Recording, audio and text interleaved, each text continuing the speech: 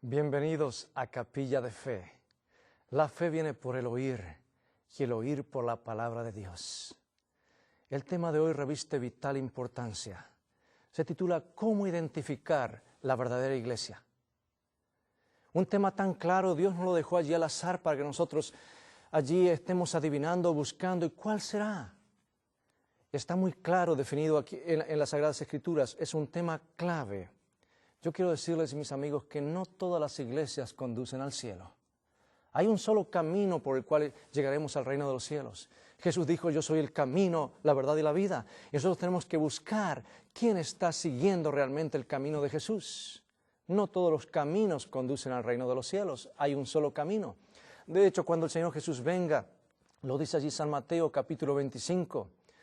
Muchos le dirán, Señor, en tu nombre hicimos esto, Señor, te adoramos, alabamos, sacamos demonios, hicimos milagros. Y el Señor les dirá, apartaos de mí, no os conozco, obradores de maldad. Oh, mis hermanos, Dios tiene su iglesia.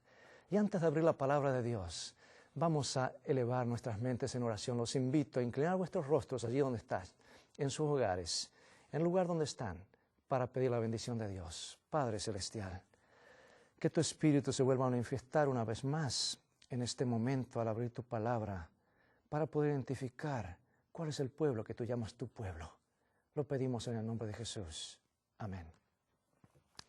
San Mateo capítulo 16, versículo 16. El Señor Jesús dijo una frase clave que nos debe llenar de esperanza. Dijo Jesús, San Mateo 16, 18. Sobre esta roca edificaré mi iglesia, y las puertas del infierno no prevalecerán contra ella. Yo digo aleluya, alabado sea el Señor. Que la iglesia, el pueblo de Dios, ha de permanecer hasta el fin porque está fundado en la roca de los siglos, que es Cristo Jesús. La Escritura nos dice en Efesios capítulo 5 que Jesús murió por su iglesia. Amados, amad a vuestras mujeres como Cristo amó a la iglesia y dio su vida por ella. Y Jesús vendrá a buscar a su iglesia. Ahora, ¿cuál iglesia? Nos preguntamos. Cuando miramos a nuestro alrededor, vemos que hay muchas iglesias. Y basta con mirarlas para observar por lo menos dos características, dos hechos. Número uno, hay gente sincera en todas ellas. Y número dos, todos creen estar en la iglesia verdadera. Hasta usted y yo decimos, yo estoy en la iglesia verdadera, los demás están equivocados. Nadie quiere estar en el lugar equivocado. Frente a tanta confusión, alguien preguntó y dijo, oh, si tan solo la iglesia verdadera tuviese un documento de identidad, cuán fácil sería poder identificarla. Y amigos, alégrese porque lo tiene. Y antes de terminar justamente el tema en esta oportunidad, veremos el documento de identidad del pueblo de Dios tal como está presentado en la Biblia. Yo no te voy a presentar el nombre de la iglesia, pero te voy a presentar las características. Así que es como si yo estuviese presentando un tema ante una gran congregación, ante unas conferencias. Y viene mi hermano y su esposa y su familia a visitarme. La congregación no los conoce. Y yo les digo, mi hermano está aquí hoy entre los asistentes. Bueno, es un poco difícil saber cuál es. Y yo empiezo a describir, mi hermano está vestido con el traje de este color. No usa lentes. Es un poco más alto que yo. Él está acompañado de su esposa que es rubia y tiene 2 niños y están aquí sentados.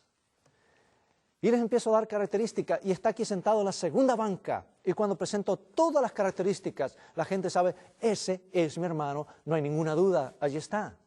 Bueno, Dios nos presenta de igual manera en su palabra las características de todos los ángulos de a quien Él llama, este es mi pueblo, esta es mi iglesia. Oh, mis amados, el Señor Jesús, dice el Señor en su palabra lo siguiente. También tengo otras ovejas que no son de este redil, aquellas también debo traer, y oirán mi voz, y habrá un rebaño y un pastor. Este es el deseo de Jesús. ¿Cuántos rebaños? Un rebaño. ¿Y cómo llegamos a ser parte del rebaño de Jesús?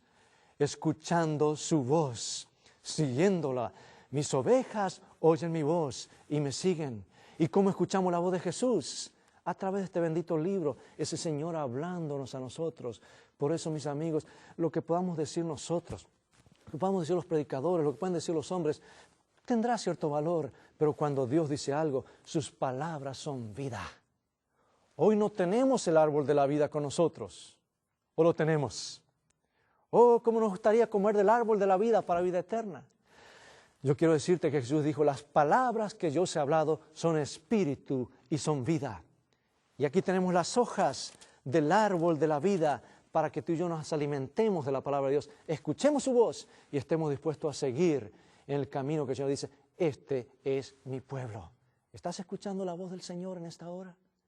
Dios tiene su iglesia y es tu deber probar con la Biblia y ver si este es el pueblo de Dios. No todo el que me dice Señor, Señor entrará al reino de los cielos, sino ¿quién? Aquel que hace la voluntad de mi Padre que está en los cielos, dijo el Señor Jesús. Bien, hermanos, Jesús usaba parábolas, ilustraciones en sus predicaciones. Y el Señor Jesús habló acerca de la iglesia. Y habló en parábolas. Y aquí tenemos la parábola de la iglesia en el Nuevo Testamento, en San Mateo, capítulo 21, versículo 33. San Mateo 21, 33. Todos tenían alguna viña allí en Israel. Era la fruta, el símbolo nacional de prosperidad. ¿Quién más, quién menos tenía una vid en su hogar? Porque todos querían comer debajo de la sombra de una vid. Y allí el Señor Jesús contó esta parábola. Mateo 21, 33, dice así el Señor. Oíd otra parábola. Hubo un hombre, padre de familia, el cual plantó una viña, la cercó de vallado, cavó en ella un lagar, edificó una torre y la arrendó a unos labradores y se fue lejos. ¿Qué dice el Señor aquí en su palabra? Una viña con un cerco. Esta misma parábola la vemos en el Antiguo Testamento. Vamos a ver la misma enseñanza de Jesús en el Antiguo Testamento, una viña con un cerco. Vamos al libro de Isaías. El libro de Isaías, capítulo 5, versículos 1 y 2, dice así el Señor en su palabra. Ahora cantaré por mi amado el cantar de mi amado a su viña. Tenía mi amado una viña en una ladera fértil. La había cercado y despedregado y plantado de vides escogidas. Había edificado en medio de ella una torre y hecho también en ella un lagar. Y esperaba que diese uvas y dio uvas silvestres. Y mis amados, el versículo 7 aquí nos explica quién es esa vid. Versículo 7. Ciertamente la viña de Jehová de los ejércitos es la casa de Israel. Así que cuando el Señor Jesús presentó esta parábola de la viña, sus oyentes sabían de qué estaba hablando. Se refería a Israel. Pero Israel no dio los frutos que el Señor esperaba y esa vid tuvo que ser cortada. Pero Cristo, la cepa, el tronco, permanece. Y Jesús dice, ustedes tienen que estar unidos a mí, yo soy el tronco, ustedes son las ramas, vosotros sois las ramas, el que permanece en mí da frutos para vida eterna. Así que ellos entendieron de qué les hablaba Jesús. Y esto está en San Juan capítulo 15. Mis amados, vemos aquí en dos parábolas, tanto el Antiguo Testamento como el Nuevo Testamento, una viña con un cerco. Ahora preguntamos, ¿qué podría representar dicho cerco? ¿Cuáles son las funciones básicas de un cerco? Dos por lo menos. Hay varias funciones, pero por lo menos dos. Una, delimitar el terreno, lo que es nuestra propiedad, ¿no es cierto? Y número dos, protección. Para proteger aquello que es nuestro. Un cerco, habla aquí que Dios pone un cerco a su pueblo, a su iglesia. ¿Qué podrá ser este cerco? Que no solamente preserve y diga, esta es mi propiedad, este es mi pueblo. Yo quiero proteger a mi pueblo, por eso he puesto este cerco. Oh, hermanos, la iglesia es una entidad espiritual. Por lo tanto, debe ser un cerco espiritual que proteja a la iglesia y que la mantenga dentro del terreno que el Señor dice, este es mi terreno. Y propondré a priori que este terreno o este cerco no es otra cosa sino los 10 mandamientos, la santa ley de Dios. Y lo demostraré en un momento más por la Biblia. Nos dice la Escritura aquí en Romanos capítulo 7, versículos 12 y 14, lo siguiente, Romanos 7, 12 y 14. Dice así la palabra de Dios. De manera que la ley a la verdad es santa, el mandamiento santo, justo y bueno, porque sabemos que la ley es espiritual. Y ahora en Salmo 119, 165, otra parte más del himnario hebreo, nos dice aquí la palabra de Dios, Salmo 119, 165. Mucha paz tienen los que aman tu ley, no hay para ellos tropiezo. O sea que dentro de los límites de la palabra de Dios, allí hay paz, allí hay seguridad, allí hay protección. Hermanos, yo quiero que quede bien claro este punto. La ley no me salva, Cristo es el que me salva. Jesús es mi Salvador. Pero la ley protege lo que Cristo ha salvado, y el Señor puso la ley con un propósito de protegernos del pecado, porque la ley está para proteger. Y así como quien salta al margen de la ley civil está en delito, quien salta por encima del margen o del cerco de la ley de Dios está en pecado. Es esto lo que dice 1 San Juan, capítulo 3, versículo 4. El Señor dice en su palabra, 1 San Juan 3, 4. Todo el que comete pecado infringe también la ley, pues el pecado es infracción de la ley. ¿Qué es el pecado? Infracción de la ley de Dios. Es saltar por encima del cerco. Mis amados, Jesús vino para salvarnos ¿de qué? No para salvarnos de la ley, vino para salvarnos del pecado.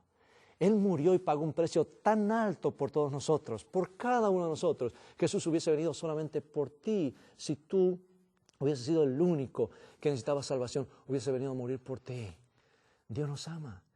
Y lo que el Señor pagó un precio tan alto, no lo va a dejar allá a la deriva en el terreno del enemigo. Él quiere salvarnos del pecado. Por lo tanto, ha puesto un cerco. Lo que está más allá de ese cerco es pecado. Y el Señor vino a salvarnos del pecado para protegernos. Por eso ha puesto ese cerco, para protegernos del pecado, que es infracción de la ley. Oh, mis amados, la posición de nuestro Señor Jesucristo fue clara referente a la ley o a los 10 mandamientos. Encontramos aquí en el Evangelio según San Mateo, en el capítulo 5. San Mateo, capítulo 5, versículos 17 al 18, palabras de nuestro Señor Jesucristo. Nos dice aquí la Escritura: no penséis, dijo Jesús, que he venido para abrogar o anular la ley o los profetas. No he venido para abrogar, sino para cumplir. Porque de cierto os digo que hasta que pasen el cielo y la tierra, ni una jota ni un tilde pasará de la ley hasta que todo se haya cumplido. Yo pregunto en esta hora, ¿has visto tú el cielo? ¿Estás pisando sobre la tierra? Mientras estés pisando sobre la tierra, mientras veas el cielo, acuérdate que la ley de Dios todavía está vigente. Así lo dijo Jesús: mientras dure el cielo y la tierra, permanecerá para siempre. Dios no cambia, mis amados. Y el Señor nos dice algo más en su palabra: que nada será cambiado hasta que todo sea cumplido. Dios no es como el ser humano que está cambiando a cada momento. Hay gente que dice, pues la ley se ha terminado, ya no hay que guardar más la ley. Y yo digo, ¿cómo está eso? Mis hermanos, la gente ha tratado de cambiar la ley de Dios, pero no ha cambiado el original, porque el original está en el reino de los cielos.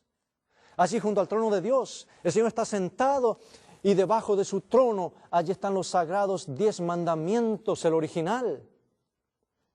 Y cuando Moisés construyó el templo por orden de Dios, le dijo, hazlo de acuerdo al mandato, de acuerdo a la visión como te mostré allí en el monte, hazlo exactamente con las medidas que te mencioné, porque será una copia del original.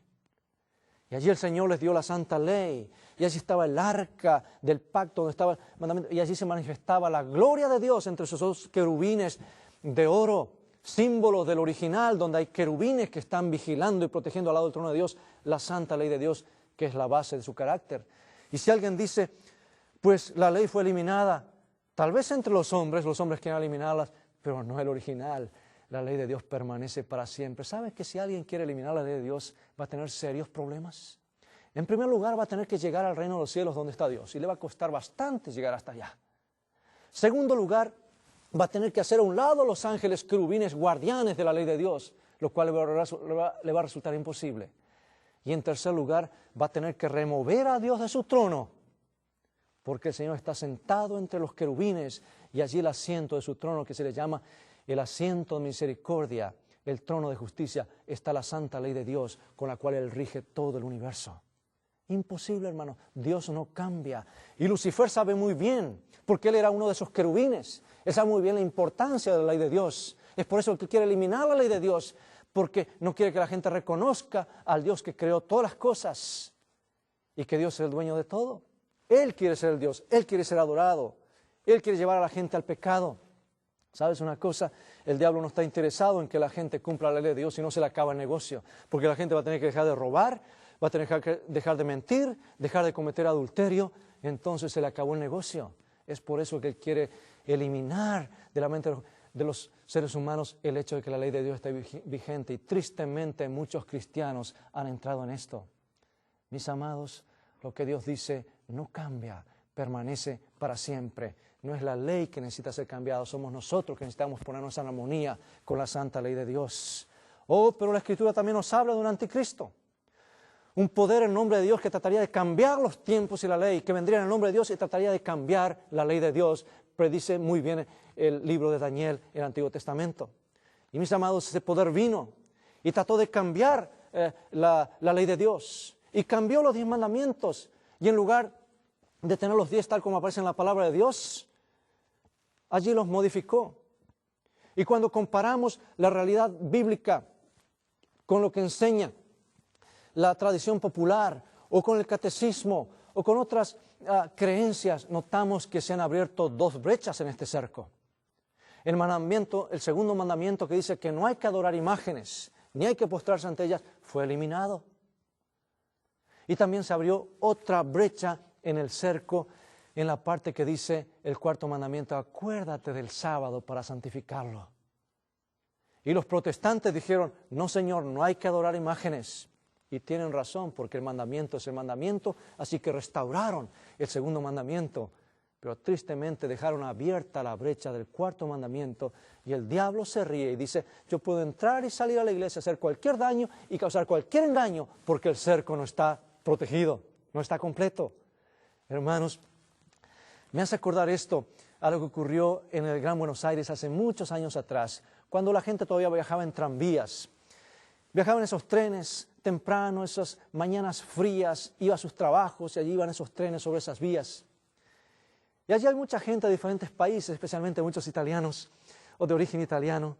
Y allí sube un señor y cuando sube al tren, al tranvía, la señora que iba al lado dice, señor, y el tren iba avanzando a la velocidad más rápido, y entraba un frío de esos inviernos helados que congelan hasta los pensamientos. Y esta señora dice, caballero, ¿tendría usted la bondad de cerrar la ventana que está muy frío?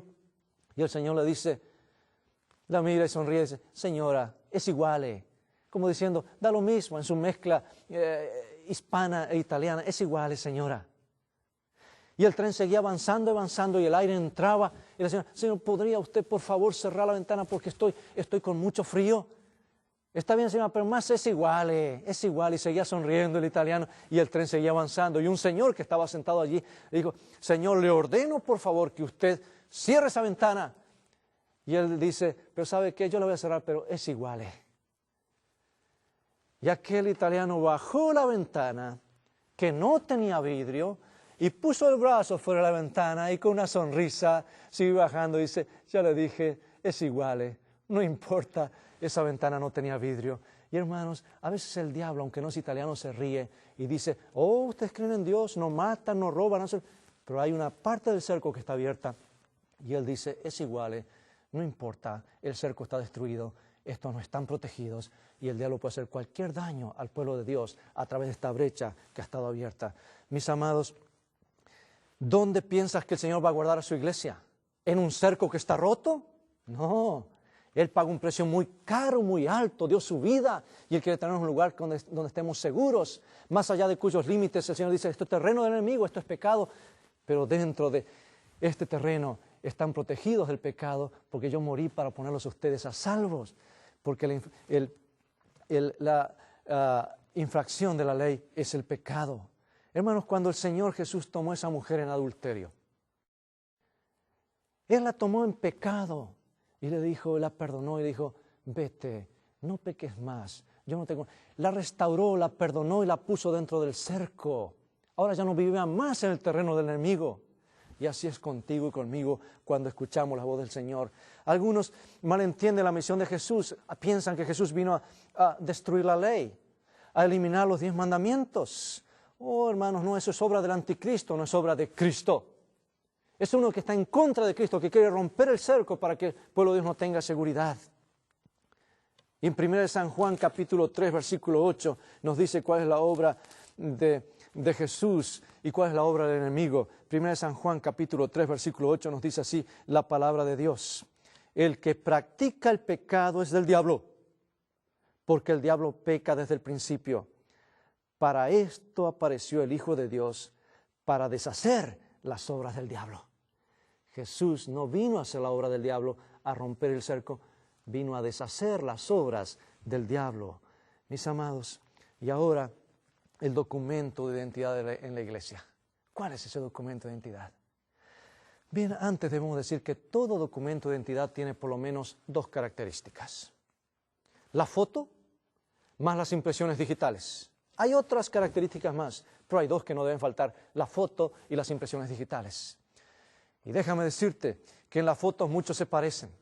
Yo conocí una familia que eran muchos miembros en esa familia y uno solo tenía el documento de identidad y entre ellos se lo prestaban y eran tan parecidos que cuando cruzaban la frontera, nomás miraban la foto y el documento de la persona, eran tan iguales, podían pasar. Oh, hay gente que se parece y hay otros que se maquillan y pueden parecerse. Ustedes ven allí en Hollywood, los dobles se parecen son tan iguales, similares al actor en sí, que por eso trabajan de dobles. El rostro se puede maquillar, pero las huellas dactiloscópicas digitales no se pueden maquillar. Tú y yo fuimos hechos únicos por Dios. Dios nos hizo y rompió el molde. Si tú te pierdes por algún motivo, queda un espacio vacío allí en esa parte del universo por alguien que Dios creó para vivir para siempre. Oh, mis hermanos, tú eres único, tú eres valioso.